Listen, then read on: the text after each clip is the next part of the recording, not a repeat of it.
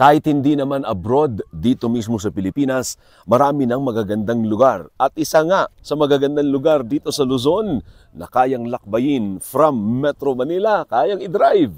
Ay wala pa 10 oras ito from Metro Manila.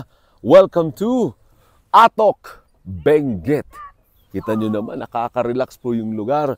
Kung sawang-sawa na kayo sa stress ng buhay sa Metro Manila, aba, pwedeng sumaglit kahit weekend lang dito sa Atok, Benguet.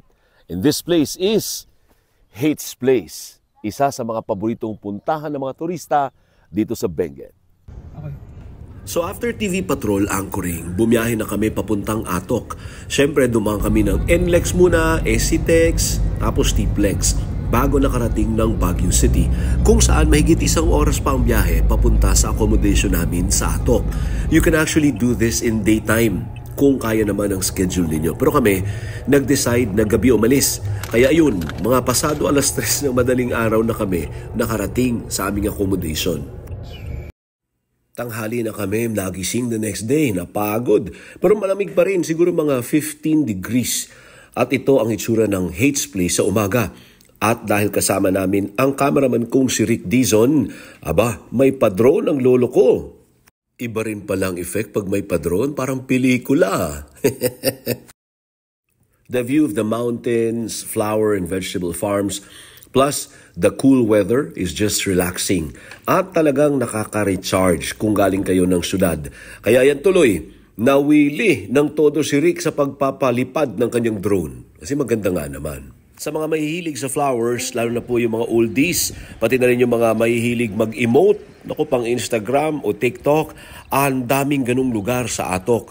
All you need to do is to find out. Kayang-kaya naman i-Google saan lugar ba maraming farms sa Atok. Oh, by the way, marami ding taniman ng lavender. May lavender fields din dun. Nandito tayo sa gitna ng hilera ng mga agapanthus. Tignan mo. Agapanthus palang tawag dito. Kulay blue. Agapanthus. Napakaganda ng bulaklak. Pero dyan sa harapan, konting lakad lang, ay ang white agapanthus naman. Ganda ng itsura din, no? Hindi pa sa ganun karami. Marami pong pumupunta rito. First and foremost is because of our weather. Libre ang aming air condition dito. Tuwing dumadating ang turista, sabihin nila pahinaan. Anyway, at saka of course, the scenery. No, ano pa rin ang aming mountains, ang aming farms. Yes, dito nagsimula ang vegetable industry. Dito nagkaroon ng unang inn in Benguet in the early 1900s. The next morning, we decided na maglakad-lakad. After sunrise, umakyat kami sa Mount Olis. Mga 10 to 15-minute walk. Medyo may paakyat from Hates Place. Pero leisurely walk lang. Hindi naman masyadong nakakahingal. Meron itong viewing deck sa tuktok, kung saan makikita mo ang mga katabing bundok at malamig ang simoy ng hangin. Pero along the way, kaliwat kanan ang madadaan ng taniman ng repolyo. So imbis na rice terraces, nandito vegetable terraces. Dahil maraming taniman ng repolyo, patatas, at iba pang upland vegetables. Ang sarap tingnan, promise, nakaka-relax. By the way, kung kami nag-hiking, yung iba nagmotor o sumakay ng kotse. Pwedeng dalhin yung mga sasakyan at i-park sa base ng bundok. May bayad, may entrance fee dyan. At dahil late na nga gumising ngayon, may araw na nung umakyat kami sa Mount Olis. Aba, yung kapatid ko si Totsi mukhang di na hinihingal o dumabagal. Kasi nga relaxing yung madadaan ng tanawin. At pagdating sa taas, the feeling is exhilarating. Sa syudad, walang ganito, no? Vegetable terraces at nature trip lang. Nilahap ko ng todo yung hangin kasi sariwa at punong-puno pa ng greens. Ang maganda sa kanya, may ano siya. Oh, ito yung drone shot ni Rick para ma-appreciate nyo from atop, mula sa taas. Di ba ang ganda? Saan ka pa, puro bundok ang background mo. Oh, by the way, pwede palang mag-set up ng tent dito for a minimal fee. Para nga naman pagising mo, aba, edi bundok na agad ang view.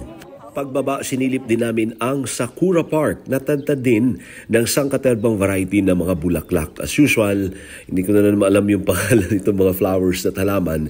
Basta maganda at nakaka-relax, promise. Meron din ilang sakura trees galing sa Japan, pero hindi pa siya namumulaklak eh. Wala pang cherry blossom so far. More flowers pa sa Northern Blossoms na hindi namin napuntahan. Close kasi ito pag Sundays. Kaya take note po, kung weekend kayo pupunta, make sure na unahin ninyo ito sa Sabado dahil sarado sila kapag Linggo. Ang dami din pong bulaklak doon. Mas marami actually kesa sa Hates Place. And guess what, Papa Awel, si Mami Sheila Marcelo, aba, nasa Northern Blossoms pala, a week after namin sa Atok. Kaya humingi tayo ng video. At nagmistulang photoshoot ng mag-love team ang Northern Blossoms. Pak na pak! Candid pa yan ha. Emote na emote sina Mami at Kuya Rodel. So yaman nila na nandito na tayo sa Benguet. Ipuntahan na natin. Ito yung highest point sa Philippine highway system. 7,400 feet. Pinakamataas sa buong Pilipinas. Pero napag-alaman namin na hindi na pala ito ang highest dahil 4 or 5 years ago may mas mataas ng highway sa Tinok, Ifugao. Hindi lang siguro pa napapalitan ng DPWH. Oh, ano pang iniintay nyo? Samahan nyo kami. Mundo'y libutin. Pilipinas ang unahin dito lamang sa Travel ni Awel sa Atok, Benguet.